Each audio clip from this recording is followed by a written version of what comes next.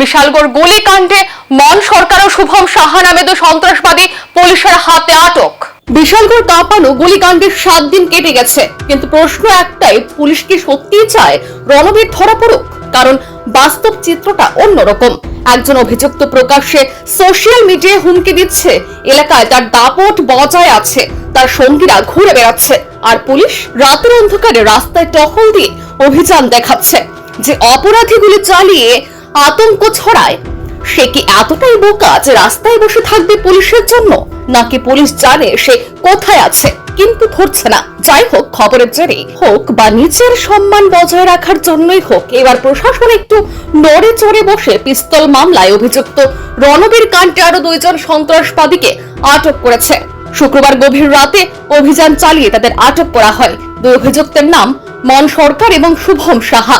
কিন্তু এখন দেখার বিষয়, মূল অভিযুক্ত রণবীরকে পুলিশ কত সময়ের মধ্যে আটক করতে পারে, নাকি আইনের বেড়াজালকে ফাঁকি দিয়ে সে বেরিয়ে যায়।